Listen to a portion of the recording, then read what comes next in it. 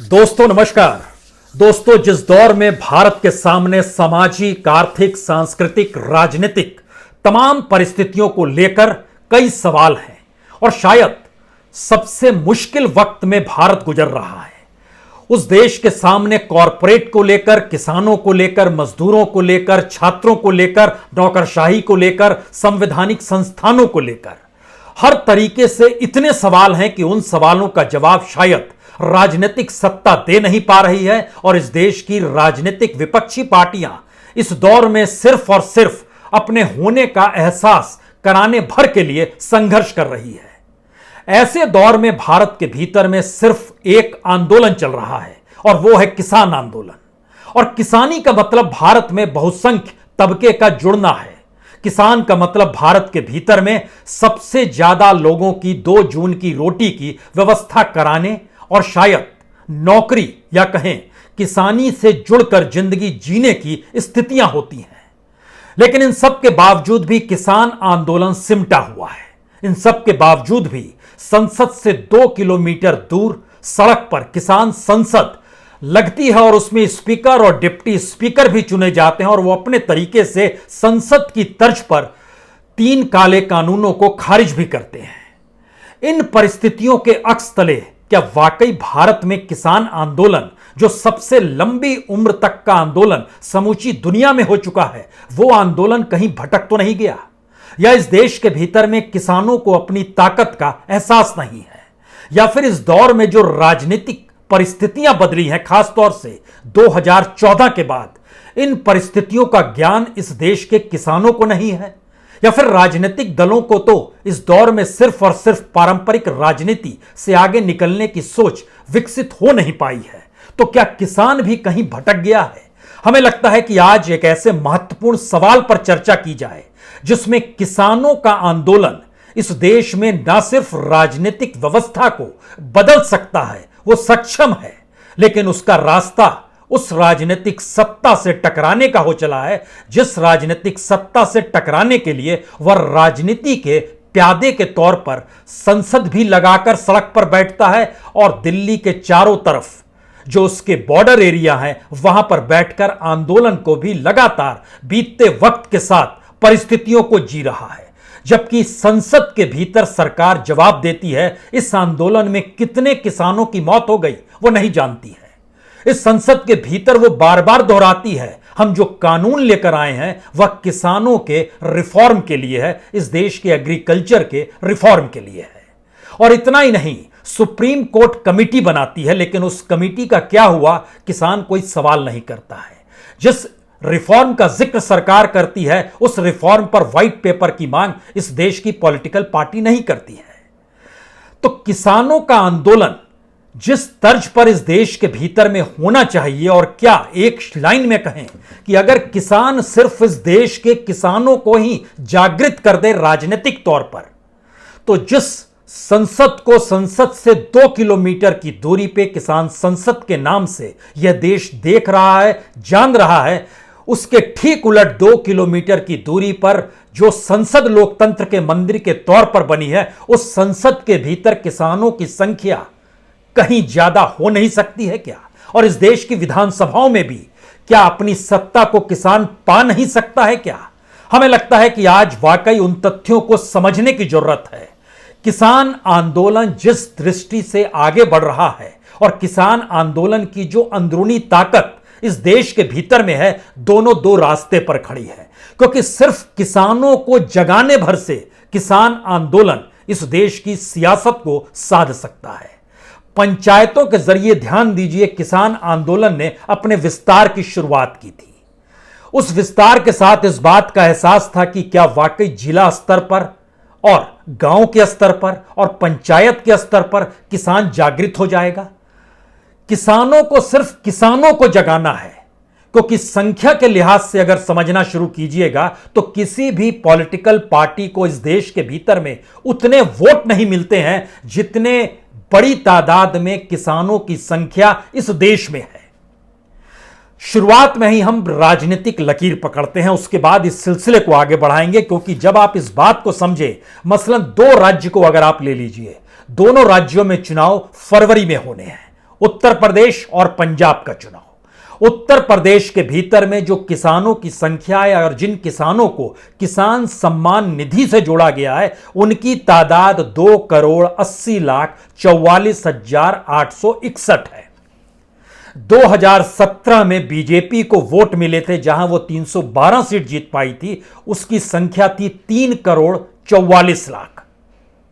लेकिन किसान सम्मान निधि के मातहत जो किसानों के नाम दर्ज हैं, अगर उसके पूरे परिवार में हम तीन सदस्य माने और यह मानकर चलें कि उत्तर प्रदेश के भीतर में 2,80,00,000 किसानों के नाम जो जुड़े हुए हैं, 2,000 रुपए हर 3 महीने पर जो सरकार देती है, अगर उस परिवार में 3 सदस्य वोटर हैं, तो उस लिहाज से अगर आप देखना शुरू करेंगे तो तकरीबन 8.5 करोड़ किसान वोटर उत्तर प्रदेश में मौजूद हैं। किसानों को कोई संसद लगाने की जरूरत नहीं है, आज की तारीख में बॉर्डर पर बैठने की जरूरत नहीं है, उसको उस उत्तर प्रदेश और पंजाब को साधने की जरूरत है जहां सिर्फ किसानों से संवाद बनाना है। 8.5 करोड़ 8,50,00,000 किसान वोटर अगर उत्तर प्रदेश के भीतर है और वह सिर्फ किसान द्वारा खड़े गए उम्मीदवारों को ही वोट डालता है, तो बताइए उत्तर प्रदेश में किसकी सरकार बनेगी? क्योंकि 2017 के आंकड़े कहते हैं कि बीजेपी ने जो 312 सीटें जीती थी, उसको 3,44,00,000 वोट मिले थे। दूसरे नंबर पर जो समाजवादी पार्टी रही थी, उसको तकरीबन 1,89,000 वोट मिले थे। दूसरी तरफ बीएसपी को 1,89,00,000 समाजवादी पार्टी को और 1,92,00,000 बीएसपी को वोट मिले थे। कांग्रेस को 54 लाख वोट मिले थे। आरएलडी जो कि पश्चिमी उत्तर प्रदेश में कहती है कि हम किसानों के साथ अगर मिल गए और किसान हमारे समर्थन में खड़ा हो गया और यह पूरा का पूरा अगर समाजवादी पार्टी के साथ मिल गया, तो समाजवादी पार्टी सत्ता में आ जाएगी। हमें लगता है कि किसानों को अब समझना होगा कि जो इस देश में सत्ता के लिए राजनीति करते रहे हैं, उन्होंने कभी किसानों का हित नहीं साधा है और पहली बार इस देश के भीतर में किसानों के सामने एक चुनौती भी है और शायद एक मौका भी है। क्या वह उत्तर प्रदेश के किसानों को सिर्फ जागृत कर सकते हैं? कुछ ना करें। सरकार द्वारा जारी की गई लिस्ट जो 2,80,44,000 किसानों को किसान सम्मान निधि में गांव दर गांव जोड़े हुए, उनसे संपर्क करें। उनके परिवार के मैक्सिमम 3 सदस्य तो होंगे ही वोटर, उस लिहाज से 8.5 करोड़ वोटर उनके दायरे में होंगे। उनसे सीधा संवाद करें और वह वोट अगर किसानों द्वारा खड़ी की गई पॉलिटिकल पार्टी या उम्मीदवारों के पक्ष में खड़े हो जाते हैं, तो बताइए उत्तर प्रदेश की विधानसभा में किसकी जीत होगी? और एक सच यह भी है कि उत्तर प्रदेश के भीतर में 2017 में भी तकरीबन 5.5 करोड़ वोटरों ने वोट नहीं डाले थे, सिर्फ 8.5 करोड़ वोटरों ने वोट डाले थे। तो एक बड़ी उम्मीद है, इसका मतलब है हाशिए पर पड़ा हुआ तबका वोट नहीं डाल रहा था। और जब उत्तर प्रदेश की राजनीति में ज्यादातर किसान है, तो किसानों को जागृत करने के अलावे किसानों को करने की और जरूरत क्या है? उसे क्यों पश्चिम बंगाल में जाकर बैठना है? उसे क्यों पंजाब में जाकर पॉलिटिकल पार्टी के सपोर्ट में किसी के पास साथ खड़े होना है? या उसे क्यों देश के किसी भी पॉलिटिकल पार्टी के हिस्से में जाना है? क्योंकि अगर आप उत्तर प्रदेश और पंजाब की स्थिति को देखें, हमको लगता है दूसरा राज्य पंजाब का आता है। पंजाब के भीतर में जो रजिस्टर्ड किसान के तौर पर जिनको किसान सम्मान निधि से जोड़ा गया, उनकी संख्या है 23,75,000। अब आप सोचिए कि 23,75,000 में अगर 3 को गुना कर दीजिएगा, हर परिवार में 3 सदस्य वोटर है, तो यह हो जाते हैं 72 लाख। यानी 72 लाख किसानों के वोट अगर सिर्फ किसानों की पॉलिटिकल पार्टी या किसानों द्वारा खड़े किए गए उम्मीदवारों को ही मिलते हैं, तो फिर कौन जीतेगा?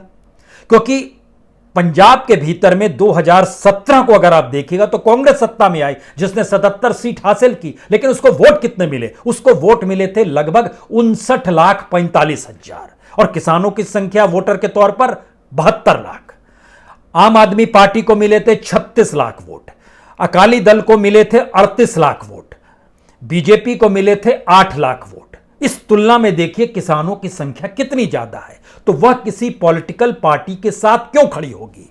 और जैसे ही हम इस बात का जिक्र करते हैं, वो पॉलिटिकल पार्टी के साथ ना खड़ी होकर अपने आप के राजनीतिकरण की सोच को डाले, तो उसके पीछे सबसे बड़ी वजह यह है क्योंकि आप एक एक पन्नों को जब पलटेंगे, हर पॉलिटिकल पार्टी इस दौर में सत्ता में रही है। आपके जहन में यह सवाल आना चाहिए कि गुजरात के मुख्यमंत्री के तौर पर नरेंद्र मोदी जब कंज्यूमर कमेटी के चेयरमैन हुआ करते थे तो उन्होंने एक पत्र उस वक्त मनमोहन सिंह को लिखा था और उसमें लिखा था कि एमएसपी को कानून बनाने की जरूरत है। और आज की तारीख में जब वो प्रधानमंत्री बन गए तो वो कहते हैं कि एमएसपी को कानून बनाने का मतलब है 2 लाख करोड़ से ज्यादा का बोझ सरकार पर आ जाएगा और हम देने को तैयार नहीं है। तो क्या जब वो लेटर लिख रहे थे बतौर मुख्यमंत्री और मनमोहन सिंह को प्रधानमंत्री को भेज रहे थे तब वो नहीं जानते थे? क्या इतनी अज्ञानता थी? नहीं थी अज्ञानता। इसका मतलब है कि हर समुदाय तबके को और खासतौर से किसानों की भावनाओं को पॉलिटिकल पार्टी अपने जीत का हथियार बनाती है। किसानों को अब यह समझना होगा कि उन्हें सिर्फ किसानों को जागृत करना है, छोड़ दीजिए दूसरे तबकों को जागृत करना भूल जाइए। क्योंकि अगर इस देश के भीतर में किसानों के हक के सवाल है तो हम एक दूसरा सवाल आपके सामने रखते हैं। अगर किसानों ने पश्चिम बंगाल के चुनाव में ममता की जीत में कहीं बहुत बड़ी जिम्मेदारी निभाई तो क्यों ममता बनर्जी किसान आंदोलन में से किसी नेता को राज्यसभा में नहीं भेजती हैं? वो एक नौकरशाह को भेजने पर क्यों तैयार हो जाती है? और तो और जब किसानों के मंच पर आकर यशवंत सिन्हा बतौर टीएमसी के नेता आकर बैठते हैं तो आप उस दौर में चले जाइए जब वो मंत्री थे, एनडीए के दौर में, जब अटल बिहारी वाजपेयी की सरकार थी। उस दौर में किसानों को लेकर कौन सी पॉलिसी अपनाई गई और इकोनॉमिक रिफॉर्म जिस रफ्तार से चल रहा था, क्या वो किसानों के हक में था? यकीनन नहीं था।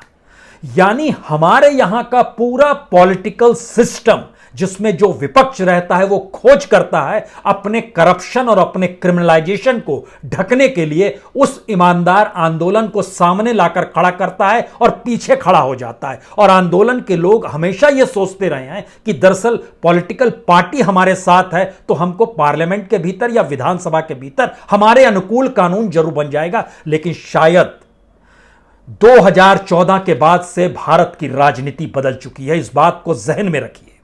और इस देश की कोई पॉलिटिकल पार्टी आपको ईमानदार नहीं मिलेगी, कोई नेता आपको ईमानदार नहीं मिलेगा, कोई भी पॉलिटिकल पार्टी के कंधे पर करप्शन और अपराध का बोझ नहीं हो, ऐसा हो नहीं सकता है। और इस दौर में जिस लिहाज से मोदी सरकार ने इकोनॉमिक पॉलिसी को अपनी सत्ता से जोड़ा है उसमें तो कॉर्पोरेटाइजेशन जो है वो अब सीधे एग्रीकल्चर को अपने हाथ में लेने को तैयार है। आप कहेंगे हमने काले कानून के खिलाफ संसद तक लगा दी, किसान संसद पार्लियामेंट के बाहर बैठकर। लेकिन इस दौर में क्या आपने महसूस किया? इस दौर में इस देश की मंडियों को खत्म किया जा रहा है। क्या आपने इस दौर में महसूस किया कि सरकार एमएसपी पर कितना अनाज खरीद रही है? उस अनाज को खरीदने से कितने किसानों को लाभ हो रहा है? और जिस अनाज को नहीं खरीदती है उसकी एवज में किसानों की स्थिति क्या है? और अगर नहीं खरीदती है तो वो कौन सा अनाज खरीदने की दिशा में बढ़ रही है? और उस अनाज की जरूरत किस कॉरपोरेट को है? उसका अपना बिजनेस धंधा किस अनाज से जुड़ा हुआ है? इस पूरे प्रोसेस में आइएगा तो आपको कोई बहुत दूर जाने की जरूरत नहीं है। आप बार बार नाम लेते हैं अडानी का, लेकिन क्या आपको इसकी जानकारी है कि अडानी के गोडाउंस पंजाब के मोगा में भी बन रहे हैं, कैथल में बन चुके हैं जो हरियाणा में आता है, और पानीपत में बन रहा है। आप कहेंगे वहां बीजेपी की सरकार है, लेकिन पंजाब में तो कांग्रेस की सरकार है। पश्चिम बंगाल के भीतर अब वो अपने सुलह हाउस बनाने को तैयार कर रहा है। एक लंबी फहरिस्त है। तमिलनाडु में किसकी सरकार है? तमिलनाडु में डीएमके की सरकार है, जो कि इस दौर में बिल्कुल एनडीए से हटकर है, यूपीए के साथ है या कांग्रेस के साथ है। फिर भी तमिलनाडु में भी अडानी अपने गोडाउंस बना रहे हैं। महाराष्ट्र में किसकी सरकार है? शिवसेना की सरकार है। न्यू मुंबई में बनने वाले हैं अडानी के गोडाउंस, उसके लिए वो रास्ता साफ हो चला है। यानी आप चीजों को रोकेंगे नहीं और आप पैरेलल में उस राजनीति को अपने साथ खड़े होने पर अपने सीने पर तमगा ठोक लेंगे कि अब देखिए हमारा आंदोलन सफल हो चला है। हमें लगता है इस पूरी राजनीति की उस परिभाषा को समझना होगा जहां पर जो भी सत्ता में जब भी आएगा वो किसानों के अनुकूल नहीं रहेगा। और पहली बार अगर 7-8 महीने से इस देश में किसान आंदोलन चल रहा है और उस किसान आंदोलन में 600 से ज्यादा किसानों की मौत हो गई, और उस मौत को भी पार्लियामेंट में कहते हैं कि हमको जानकारी नहीं है कितनी मौत हुई। हालांकि हरियाणा सरकार ने कहा 68 मौत हुई, जिसमें 42 या 45 मौत पंजाब में हुई, बाकी हरियाणा के किसान थे। उसमें भी उसने जानकारी दी कुछ एक्सीडेंट से मरे, सिर्फ 2 ने खुदकुशी की, बाकियों का हेल्थ खराब था इसलिए उनकी डेथ हो गई, उनकी मौत हो गई। यानी इस परिस्थिति में, और दूसरी स्थिति देखिए जो कॉरपोरेट के साथ मिलन है, हमको लगता है आज इसे भी समझने की जरूरत है। और जो ये मानकर चलते हैं कि सरकार ने इस दौर में क्या कुछ किया है, हमको लगता है उस डॉक्यूमेंट को भी आपको जरूर देखना चाहिए कि इतनी बड़ी तादाद में, क्योंकि किसान अपने तौर पर कह रहे हैं कि मंडी सिस्टम खत्म किया जा रहा है।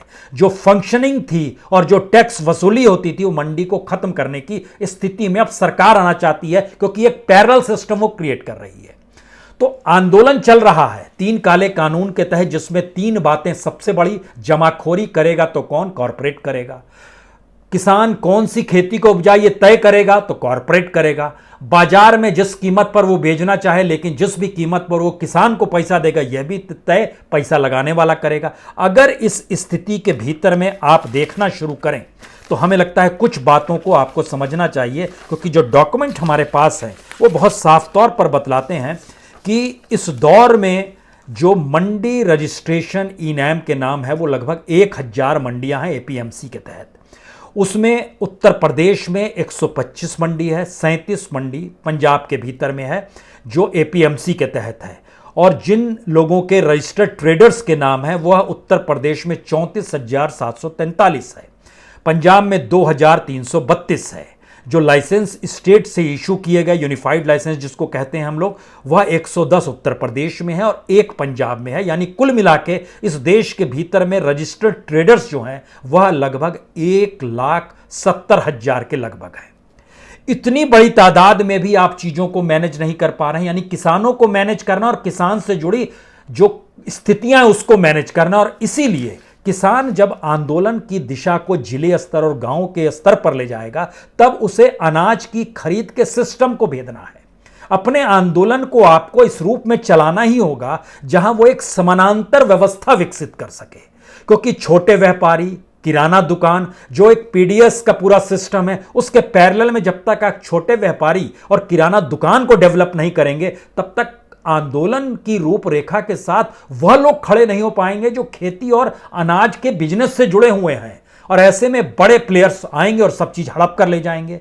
तो आंदोलन अपनी जगह है, सिस्टम अपनी जगह है। सुप्रीम कोर्ट की अपनी जो बनाई गई कमेटी है वह भी बेकार साबित हो गई। सुप्रीम कोर्ट चुप रहा क्योंकि वह सत्तानुकूल है। यानी अनाज की खरीद इस दौर में सिमट रही है। सरकारी खरीद ही किसान का अगर आधार है और खरीद पर ही अगर किसान टिका हुआ है, तो फिर अनाज के लिए आपने एक पैरेलल सिस्टम बनाने की दिशा में बढ़ना होगा।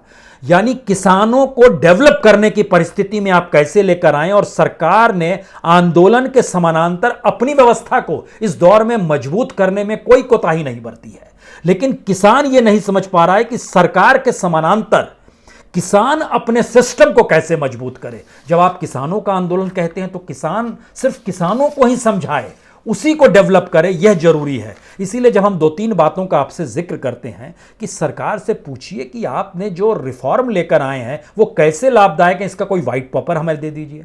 और जो कृषि मंत्री कहते हैं काले कानून में हम कुछ बदलाव ला देंगे, वो कौन से बदलाव लाएंगे, लिख के लाइए। सुप्रीम कोर्ट से सवाल करें, आप जो कमेटी बनाए थे उस कमेटी का क्या हुआ।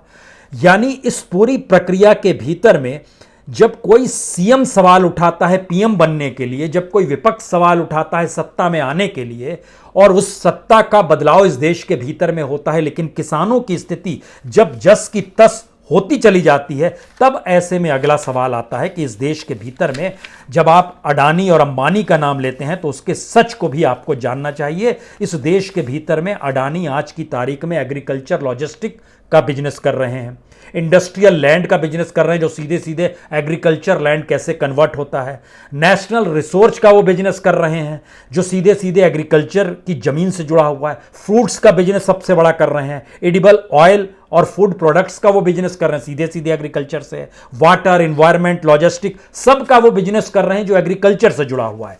और इसके ठीक पैरेलल में एक शानदार डॉक्यूमेंट इसलिए बड़ा महत्वपूर्ण है क्योंकि रबी फसल के दौर में जो गेहूं की खरीद हुई, सरकार ने जो खरीदी वो खरीदी है 432 लाख टन, लगभग 85,000 करोड़ रुपए, 85,483 करोड़ रुपए सरकार ने किसानों को दिए। लेकिन इस देश भर के कुल कितने किसान थे? किसानों की संख्या सिर्फ 49,07,000 थी। यानी 49,07,000 किसान इस देश के लगभग 9.5 करोड़ किसानों में से, जिनको सरकार किसान सम्मान निधि देती है, उसमें से सरकार जिनसे अनाज खरीद पाई उनकी संख्या 50 लाख भी नहीं है।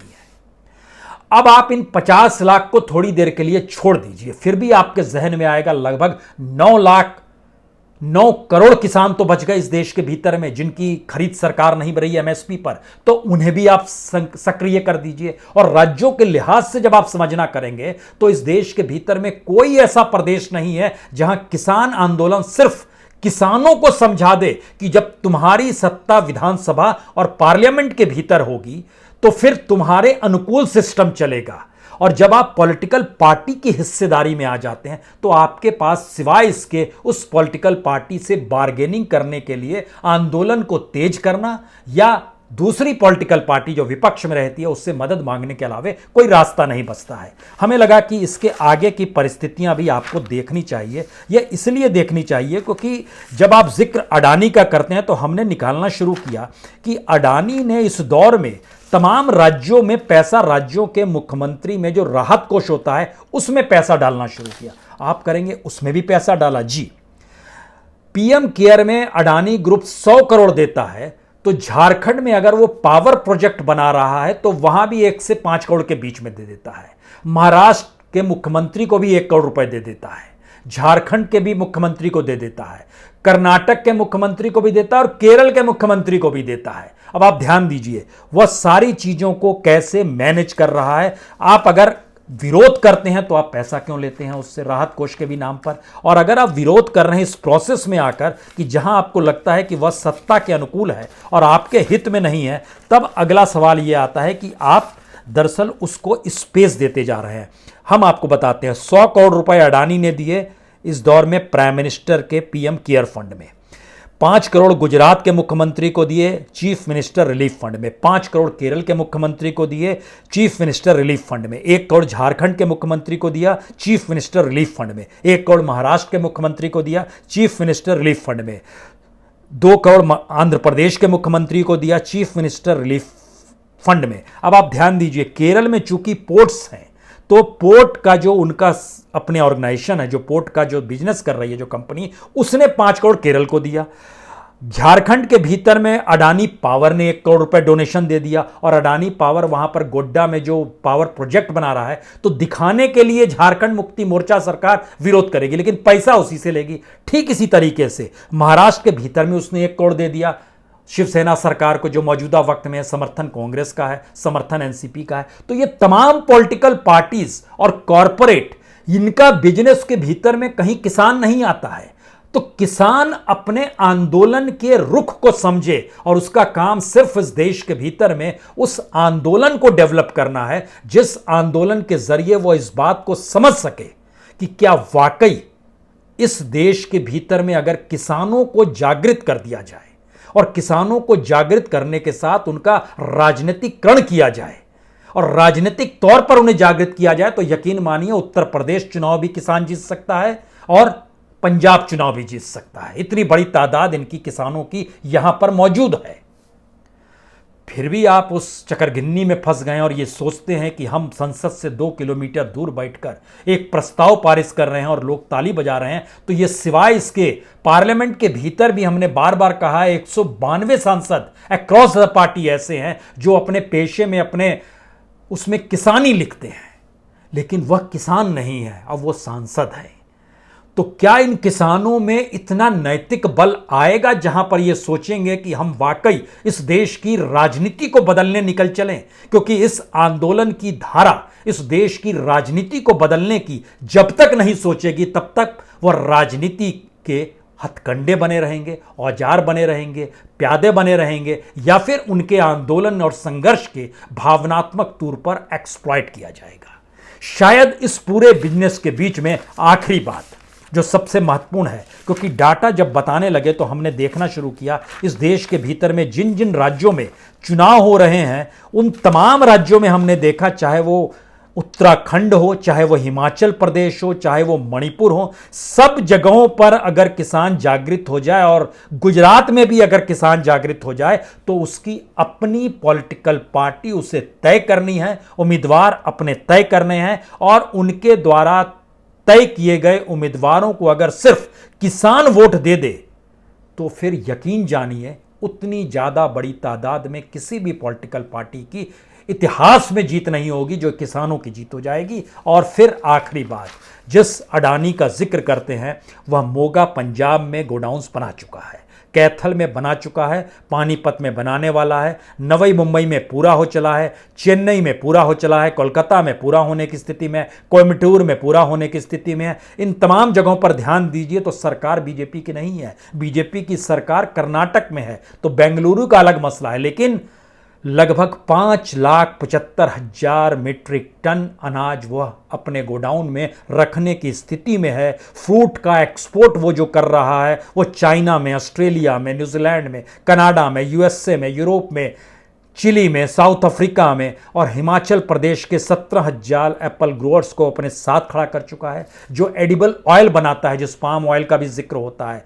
12,000 टन पर डे वो रिफाइनिंग कैपेसिटी है, इंटरनेशनली वो बेच रहा है, सरकार को इससे लाभ हो रहा है और वह उस कानून के दायरे में ही हो रहा है जो कानून लागू करने से रोका गया है इस आंदोलन के जरिए। लेकिन सरकार पैरेलल में चीजें डेवलप कर रही है। समझना किसान आंदोलन को है, समझना किसानों को है।